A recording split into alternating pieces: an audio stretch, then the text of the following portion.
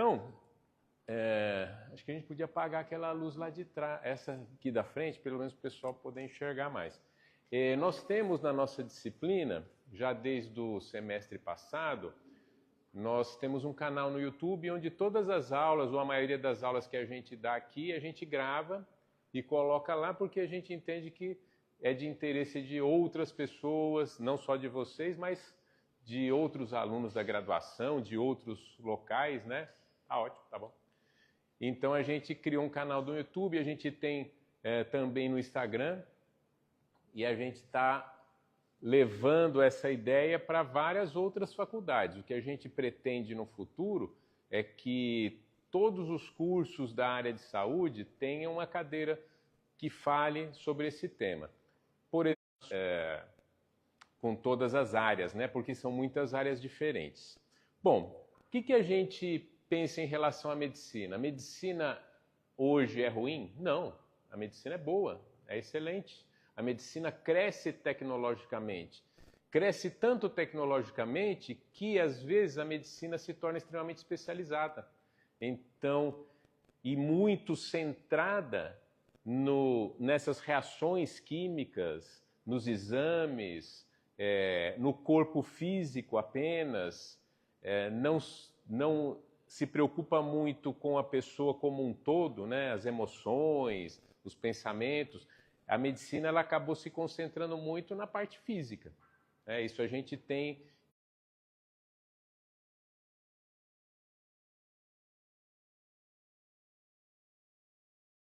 melhor, mais ela vai tratar bem seus pacientes, mais o tempo de vida, a expectativa de vida aumenta, a gente percebe isso.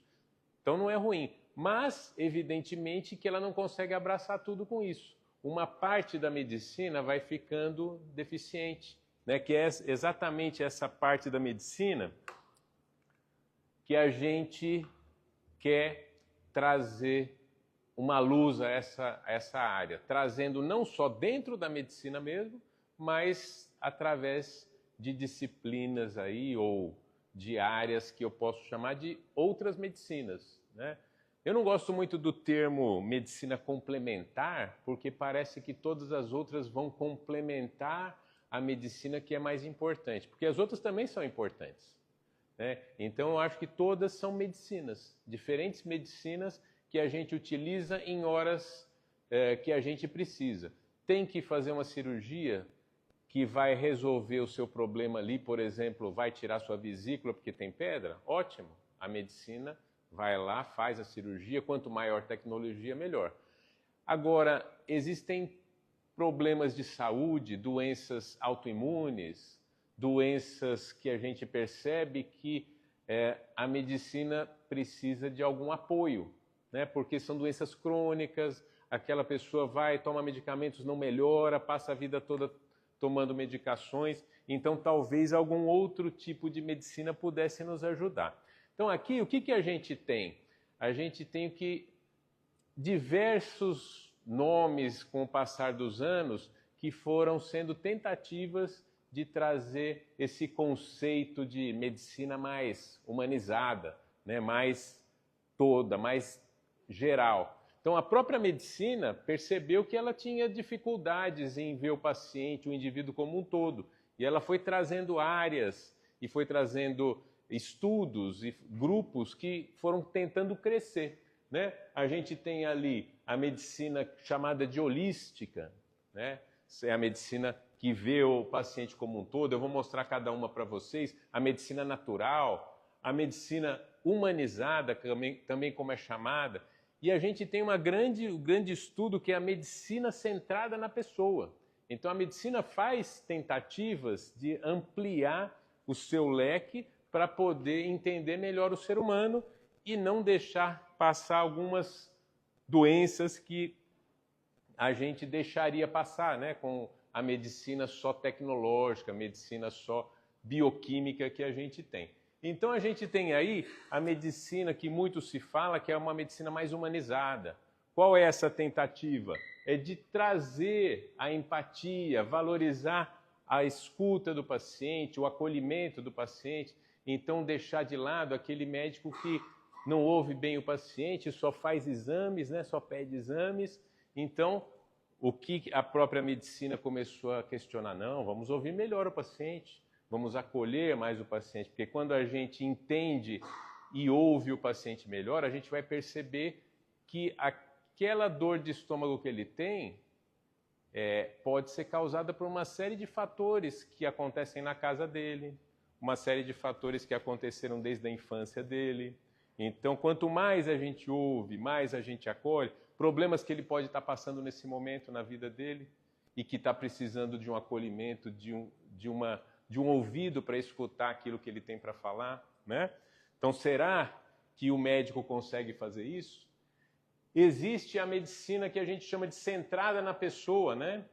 Que é exatamente isso. O médico, ele vai discutir com o paciente como que ele vai ser tratado. Ele vai compartilhar com o paciente. Ele não é mais aquela pessoa, a voz da autoridade, né? Então ele divide, ele senta, conversa com a pessoa, ele tem empatia. Isso são tentativas da medicina que melhoraram muito a medicina também nesse sentido, né? A gente tem a medicina natural, naturopatia. Algumas pessoas até se denominam naturopatas, que é a medicina voltada para o quê? Para o quê? Para a alimentação mais natural, um estilo de vida mais próximo da natureza, mais tranquilo, né? Medicamentos fitoterápicos ao invés de medicamentos alopáticos, homeopatia. Então, são técnicas utilizadas aí que também hoje em dia podem ser utilizadas e existem muitas pessoas que trabalham nessa área, tá? A gente ouve falar muito também de medicina holística. Holística é o todo, né? A medicina que vê a pessoa como um todo e isso vai chegando mais próximo do que a gente quer. Que a medicina, essas áreas aqui, a meditação, o reiki, a acupuntura, fitoterapia, ela pode ser chamada de medicina holística. Por quê? Ela vê o paciente como a parte física, a parte emocional, a parte mental, social. Não é só o indivíduo que tem uma dor de estômago, né? Então o paciente pode chegar para mim e falar: doutor, estou com dor de estômago. Eu posso falar para ele: faça uma endoscopia e tome um medicamento que resolve. Resolve?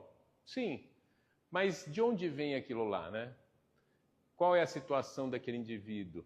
Ele é uma pessoa que está passando por um momento de ansiedade? Ele é um indivíduo que tem problemas na infância, indivíduos que têm traumas, que esses traumas levam à ansiedade, que levam à dor de estômago? Então eu estou tratando o quê? A consequência, não a causa. E aí, vou resolver o problema da pessoa? Não. Eu posso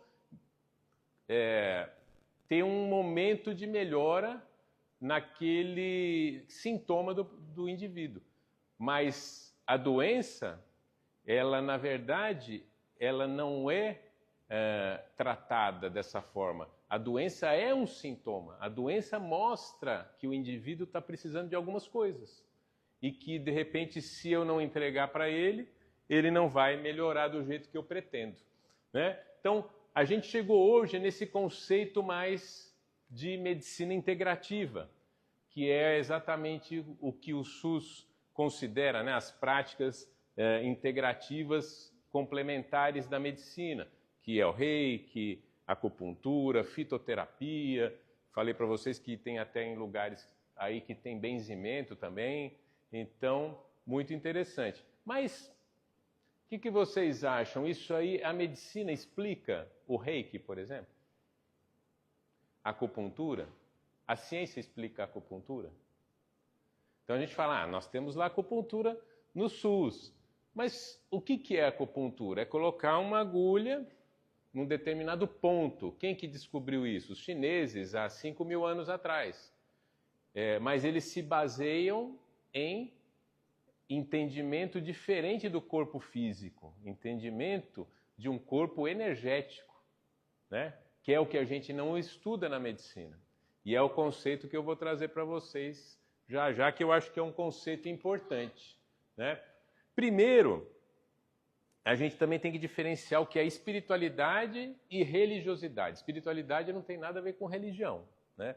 Pelo contrário, eu diria que a religião mata muito a espiritualidade.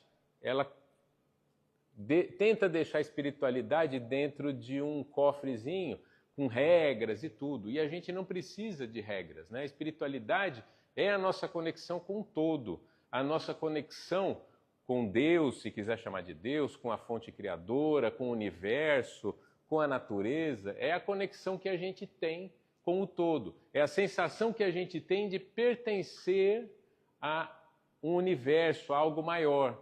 Essa sensação é importante para cada um de nós, para todos nós. Independente da gente professar uma religião, querer ter regras, querer ter algumas formas de fazer isso, eu diria que a religião é uma roupa que você veste, né? É uma roupa que você pode vestir a roupa que você quiser. Você continua sendo você, independente da roupa que você está vestindo. Então, a espiritualidade é o ser sem a roupa. Não precisa da roupagem. A ideia nossa aqui não é trazer religião. A nossa ideia é trazer exatamente esse contato que a gente tem de pertencimento ao universo e entender que nós somos muito mais do que um corpo físico. Muito mais do que esse corpo que a gente tem. Porque se a gente não entender isso, todas essas práticas integrativas não vão ter muito sentido. Não tem muita explicação, né? Vocês vão entender onde eu quero chegar com isso, tá bom? Então, conceito de espiritualidade aí não tem a ver com religião. A medicina e a ciência vão avançando na direção da espiritualidade da mesma forma que a espiritualidade vai avançando na direção da ciência, né? A ponto de a gente estar muito próximo de um encontro entre as duas, mostrando que não existe diferença nenhuma.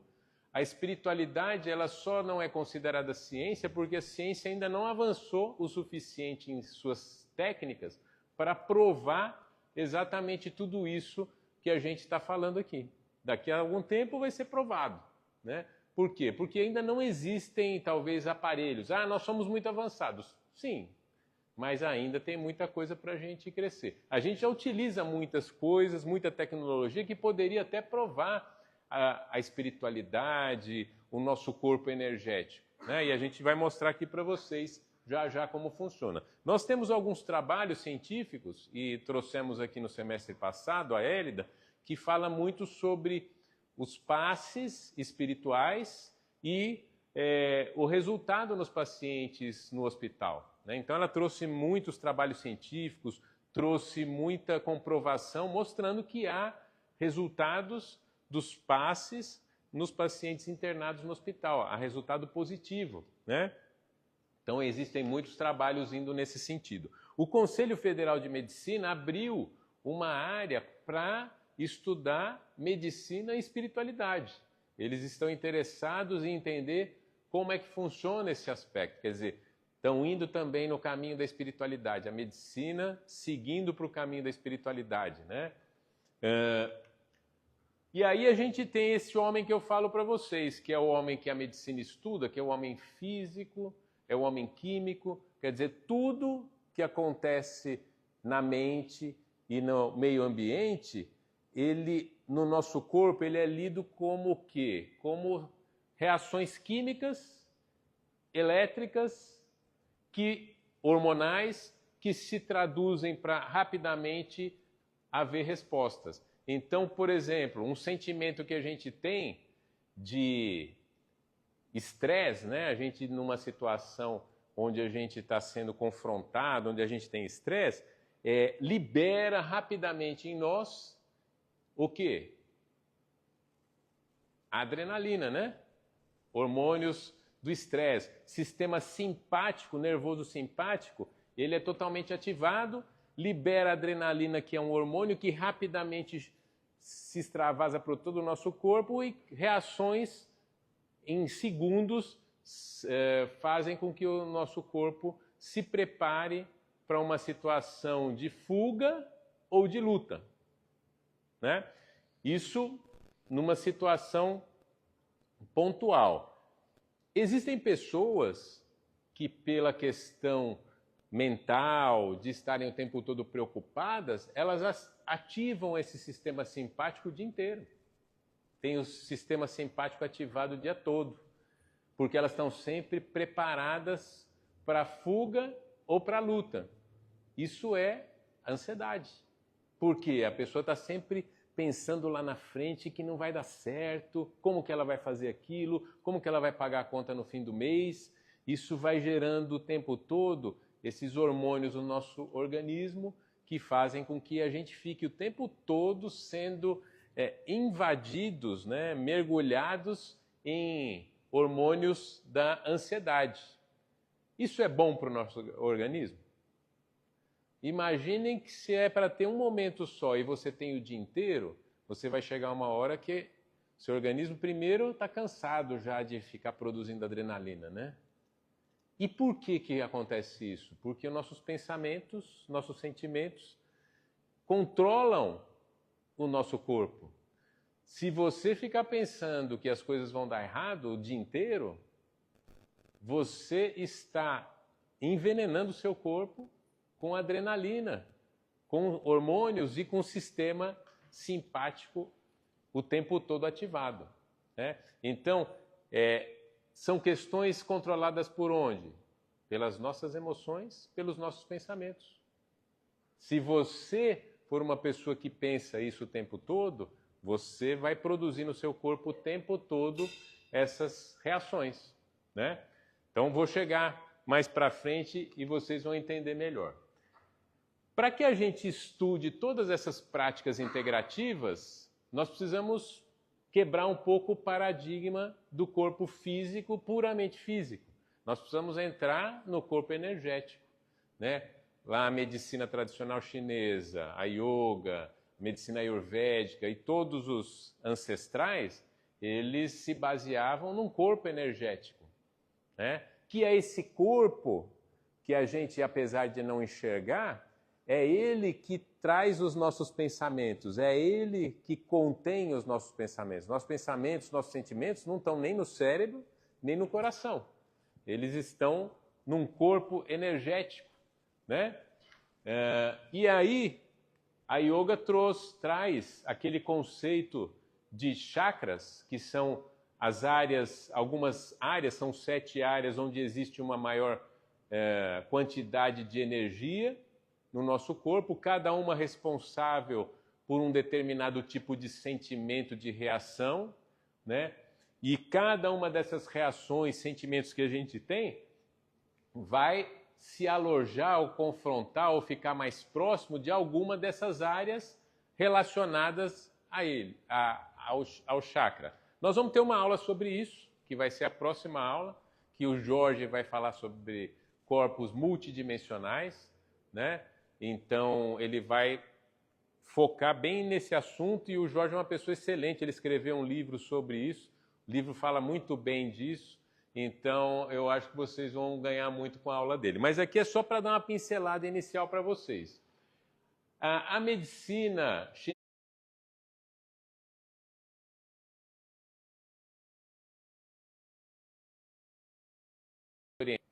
artérias e veias onde passam fluxos de energia que não são mensuráveis hoje, mas que a medicina, por exemplo, a própria acupuntura, se baseia nisso para utilizar as agulhas. Se uma desses meridianos energéticos está com energia bloqueada ali, por algum sentimento que a gente tenha, a agulhazinha vai lá e desbloqueia aquela área energética, tá? Então não é físico, mas é energético.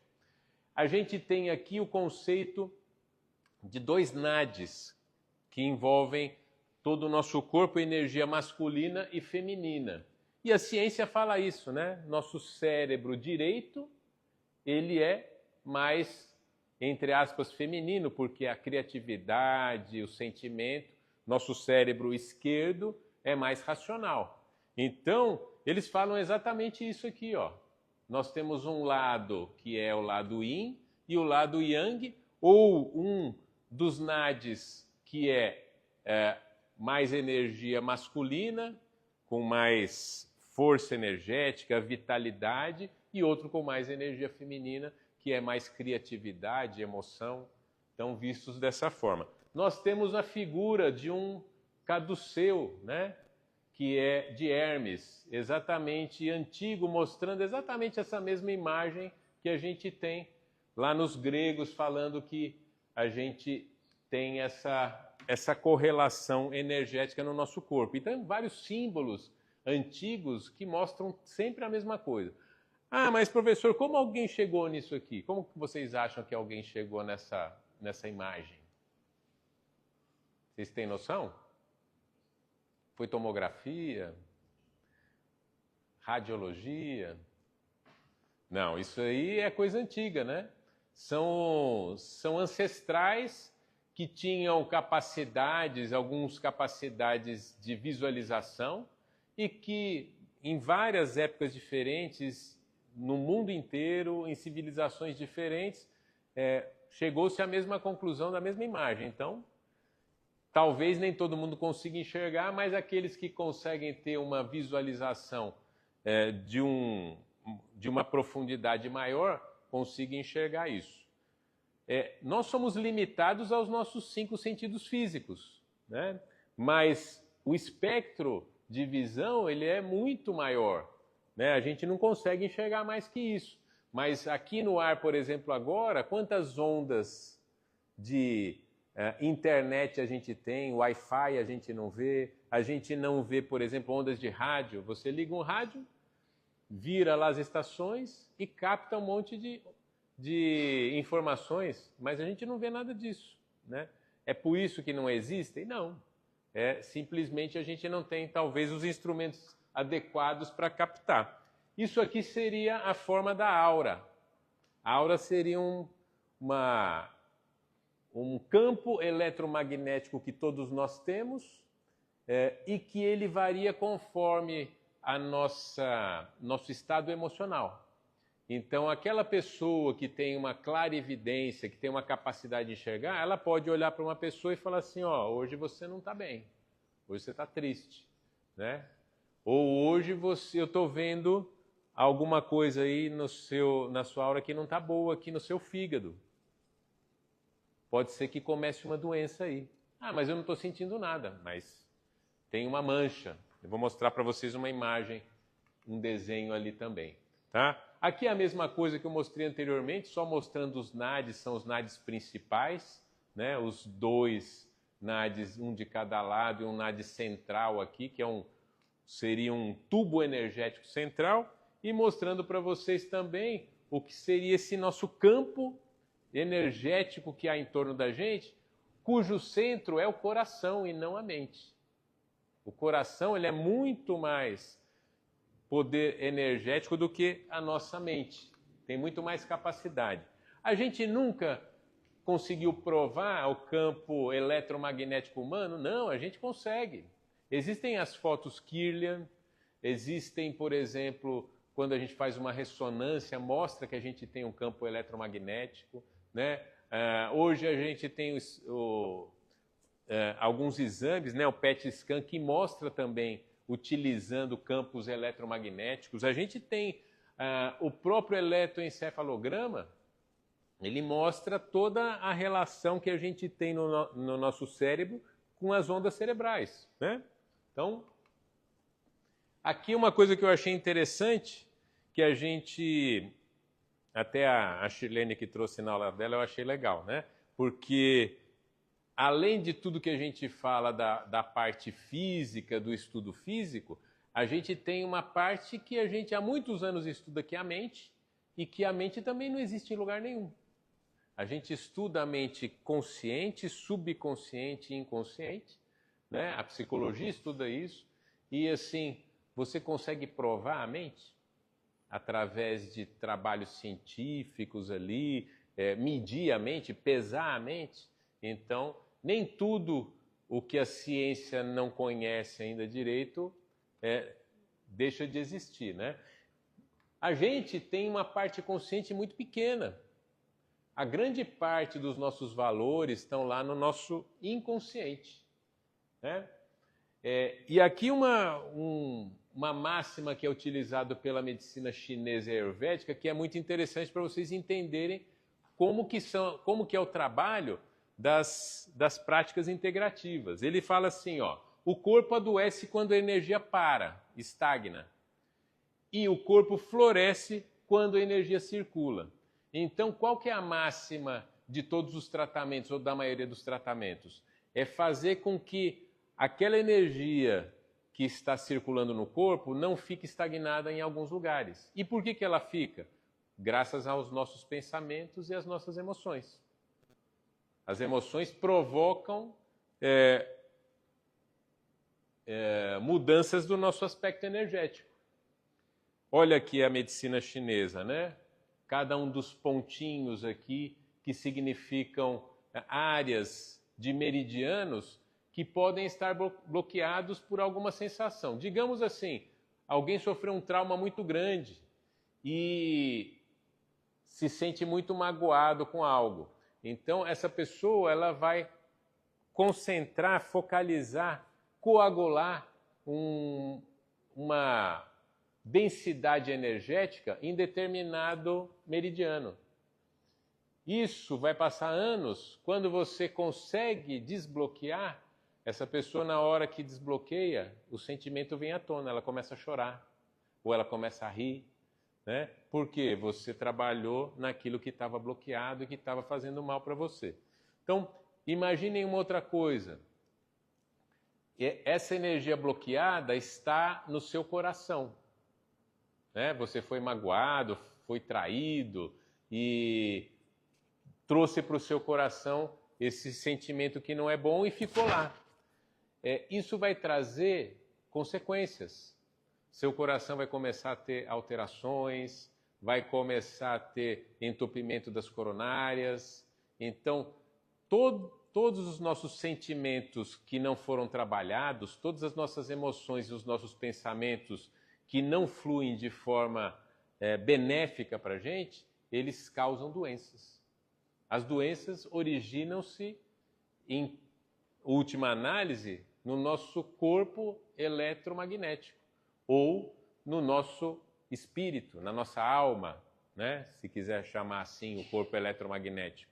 Então, de lá vêm as doenças. E para tratar as doenças, eu tenho que ir lá.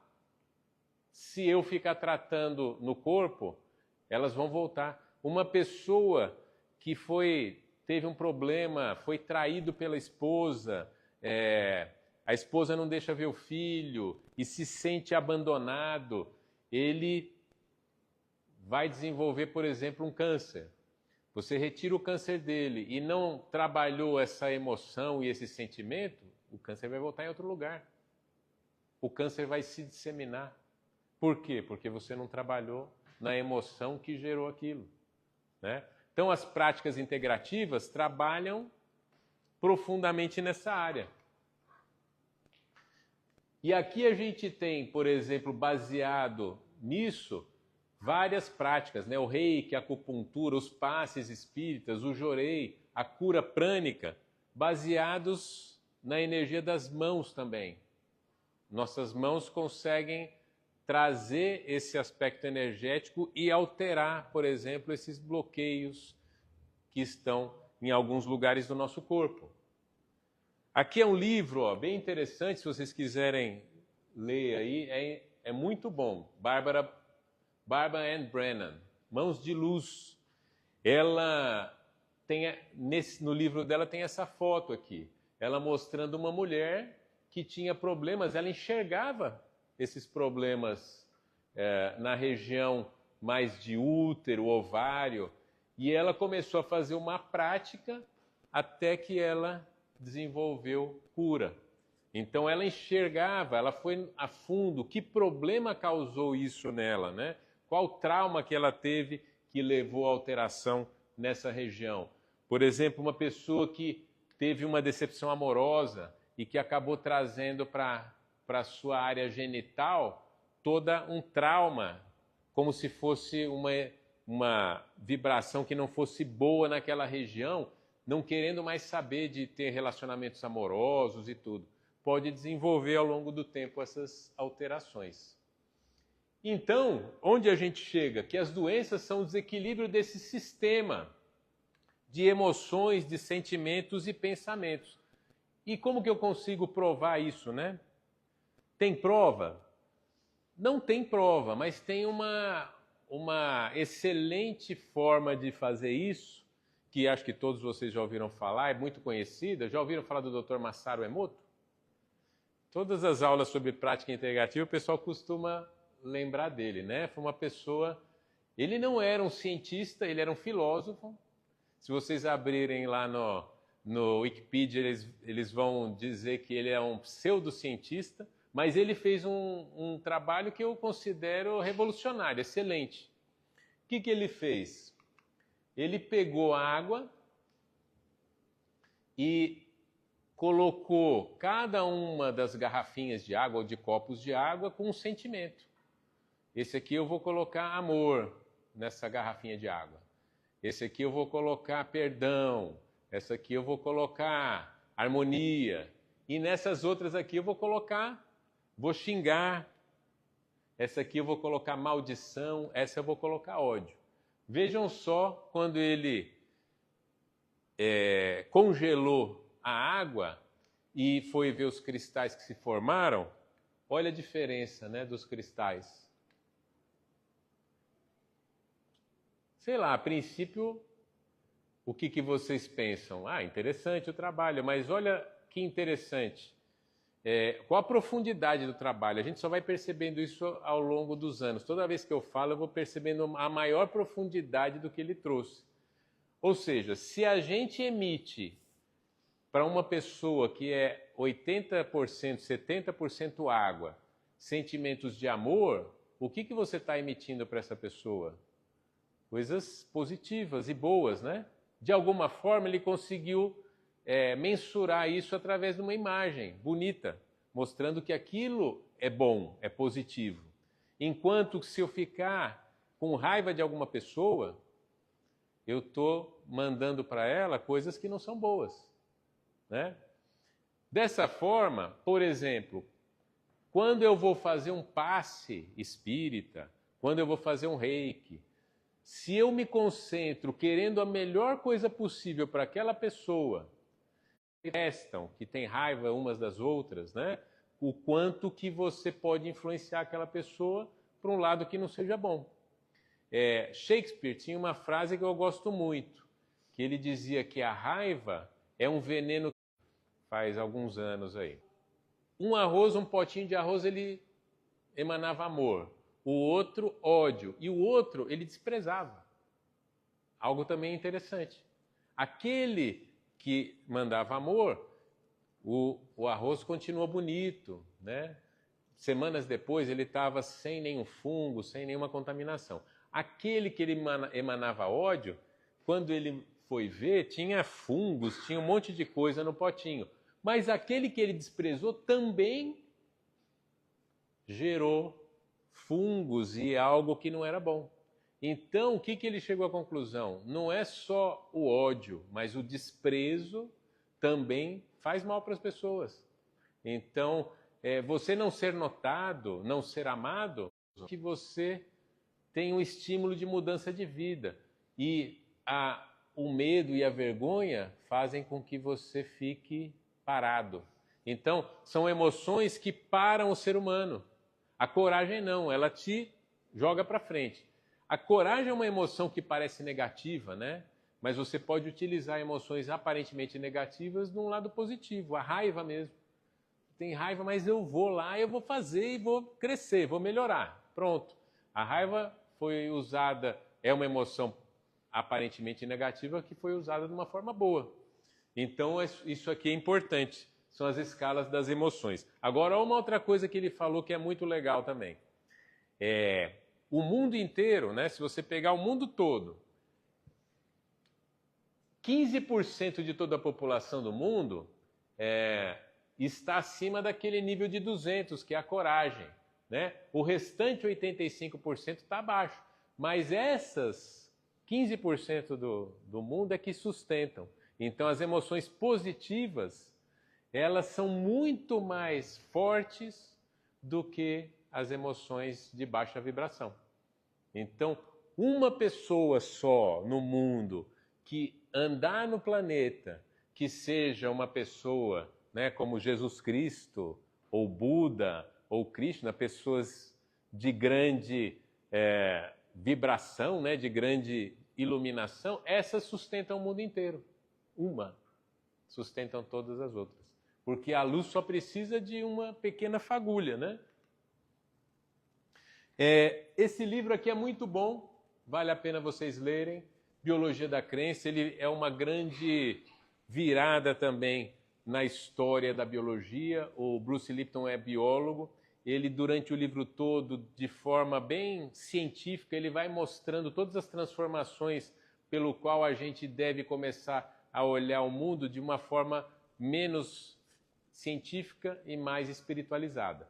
Ele fala sobre a mudança da teoria da evolução. Vocês já ouviram falar de epigenética, não?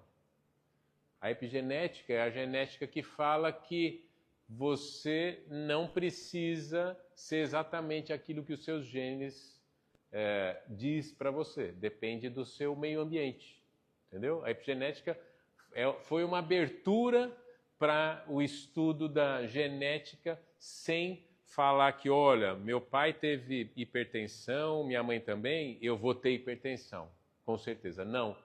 A epigenética mostra que depende do meio ambiente, depende das suas atitudes, depende do que você utiliza, depende também das suas emoções e dos seus pensamentos. Abriu espaço para isso, né? O livro fala muito disso aqui. E é muito interessante porque ele é um cientista e ele mexe com biologia molecular, né? Então, a epigenética é toda a transformação. A genética não é mais uma sentença declarada. Ah, eu nasci com uma doença autoimune e vou morrer com ela. Não, não é verdade. Depende do ambiente. Então, muita coisa está crescendo nesse sentido. Alimentos, medicamentos, né? Mudança de estilo de vida. Um outro não representa um papel. E se você está adequado ou não, a constelação familiar faz esse tratamento. Ela vai lá e pega você e fala, olha, você, dentro do campo, o efeito, né? Agora, o medicamento que é a pílula de farinha num paciente, ele vai curar aquele paciente. Ele acha que ele está tomando remédio, né? Esse é o efeito placebo. Tem até um livro do Joe Dispenza que fala assim, você é o placebo. Então o livro fala exatamente sobre esse assunto. Lembre-se que você é o placebo.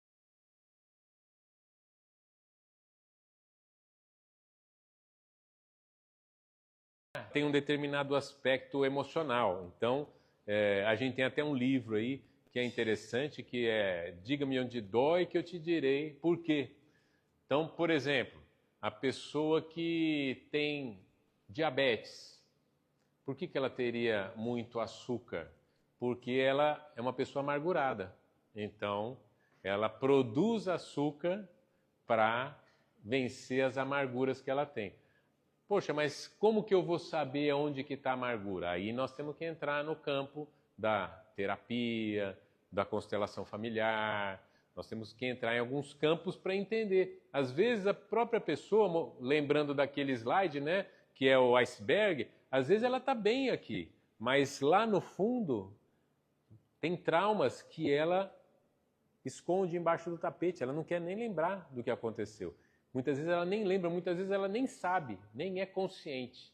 Então algumas das doenças a gente não traz para a consciência e por isso que precisa de alguns tratamentos. Eu fiz uma lista de situações pelo qual eu vou fazer vocês pensarem antes de mostrar para vocês.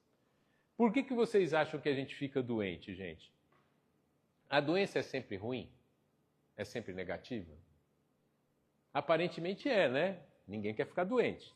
Mas a doença traz consigo, às vezes, alguma recompensa. E por isso algumas pessoas ficam doentes e querem se manter doentes. Vamos dar um exemplo aqui. O que vocês acham? Para que uma pessoa pode querer ficar doente?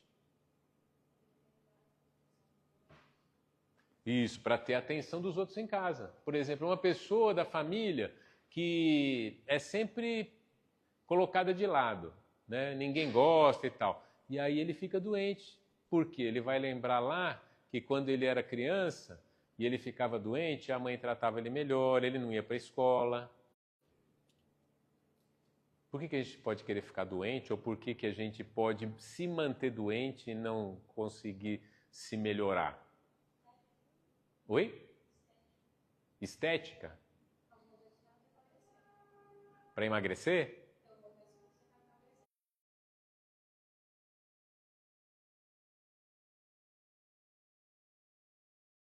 Bulimia. A pessoa está ali querendo emagrecer e às vezes quer ficar doente para emagrecer. Que mais, gente? Pensa aí, fala alguma coisa. Sei que vocês estão pensando. Para descansar do trabalho. Eu estou trabalhando demais. Na faculdade a gente. Então, talvez não seja nem consciente, mas é uma forma de limpeza. Então, para depurar, a doença existe para limpar você, né? A outra, para nos punirmos. O sentimento de culpa é uma das a gente se culpar, não se perdoar, né, de alguma coisa que a gente fez. E para isso a gente fala, olha, eu vou ficar doente porque eu mereço ficar doente, né? Então é uma das coisas fortes, a punição é muito forte. Você é forte, hein? Uma pessoa muito forte, passou por uma situação dessa e ficou firme, né? Interessante, né? Para testar nossa resiliência, mais ou menos parecido com isso, né? Para testar o quanto você é forte. Para expressar nossos sentimentos que estão lá escondidos. Você não quer falar, mas algo quer falar por você. Então, diarreia, é vômito, é alguma coisa que tem que sair de você. Você não quer falar, mas ela vai sair de qualquer jeito, né? Por exemplo, problemas nessa região, na tireoide, fala pouco ou fala demais? Problemas nessa.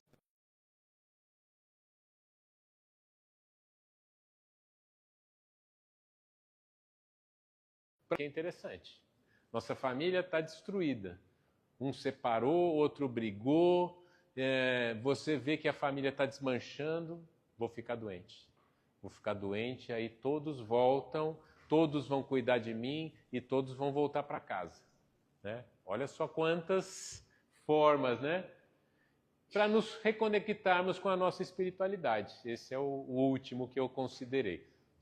Tem vários, se vocês quiserem achar mais, só para falar para vocês que se a gente tem um motivo para ter a doença e a gente não elimina o motivo pelo qual a gente tem a doença, a gente não vai ser curado. Nós temos que achar esse motivo.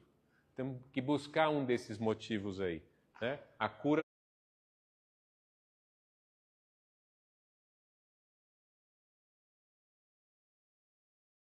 está bem em mim.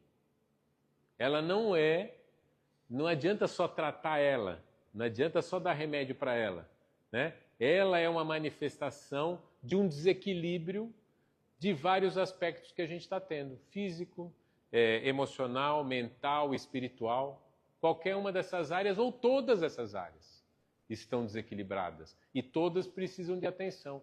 Então a doença, ela é, na verdade, um sintoma. E por isso nós precisamos assumir a responsabilidade da nossa cura. Não doar para o outro, achar que o médico vai resolver, o terapeuta vai resolver. Eu tenho que pensar, eu tenho que entender o que está acontecendo comigo, eu tenho que melhorar meus hábitos de vida, eu tenho que... A gente pausou várias vezes, acho que não gravou quase que nada, pelo jeito, infelizmente, né? Mas esses aí, eles que estão remotos, a gente tem gravado no Google Meet, tudo, a gente coloca lá no canal do YouTube para vocês, então vocês podem assistir das aulas anteriores. No dia 3, a Priscila, que foi aluna nossa, integrativas na pediatria, que é bem interessante, ela está trabalhando lá no Einstein, ela tem uma pós-graduação de pediatria integrativa e ela tem bastante coisa para falar para a gente.